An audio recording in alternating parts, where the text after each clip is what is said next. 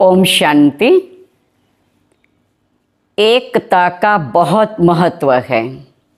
जब हम सभी एक मत होकर के चलते हैं तो घर में भी इतनी ही शांति होती है। अब एक मत अर्थात क्या? जब सबका सोच कहो, विचार कहो, राय कहो, एक हो, तो फिर घर में उतनी ही शांति रहती। जब एक मत होकर चलते हैं, इतनी आपस में जब यूनिटी होती अर्थात एकता होती।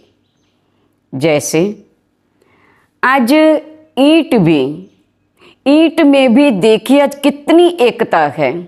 पता है आपको कितनी एकता है? ईंट को भी पहला मिट्टी एक साथ मिलती है तब वो एक एक ईंट बनती है, और एक एक ईंट सब जब मिलती है तो दीवार बन जाती है, और दीवार जब बन जाती है तो बहुत अच्छा घर कहो मकान बन जाता, और उस मकान में रहने वाले हम सब होते हैं। अब सोचिए, वो ईंट तो जड़ है, बेजान है, और हम सभी चेतन हैं। तो चेतन में आज कितनी शक्ति होनी चाहिए, कितनी आपस में एकता होनी चाहिए। जब एकता होती है तो सच कहते हैं बहुत अच्छा घर का भी वातावरण होता है।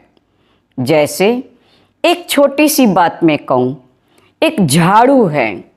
झाड़ू को भी जब हम एक एक उसकी तीली जब आपस में हम मिलाकर उसको बांधते हैं, जब बंधी हुई है तो घर से वो किचड़े को बाहर निकालती।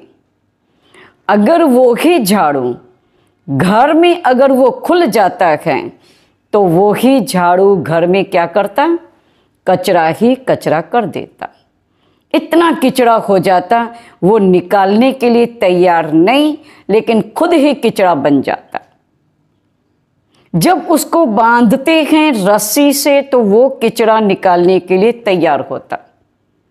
तो आज सच में मैं कहती कि जब एक अर्थात स्नेह के सूत्र में जब हम सब बंधे रहते हैं, इतना जब आपसी प्रेम होता है, प्यार होता है, स्नेह के बंधन में हम बन जाते हैं, तो सच कहते हैं फिर तो वो एक मत ही होगा, एकता ही होगी।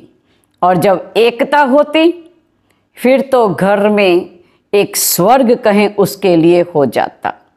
स्वर्ग कोई नहीं है, और कोई बाहर में स्वर्ग नहीं है, कोई ऊपर में स्वर्ग नहीं है। स्वर्ग है तो इसी सृष्टि पर, वो भी देखना हो तो अपने घर में देखो, लेकिन किस आधार से? एकता के आधार से।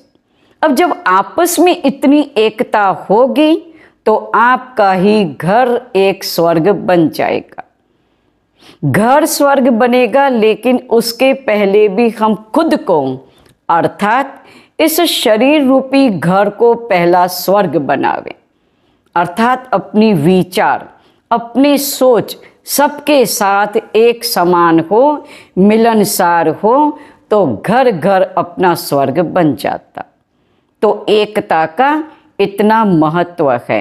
अगर स्वर्ग बनाना चाहते तो एक मत होकर के चलना। इस विशेष बात पर आपको ध्यान रखना है। ओम शांति।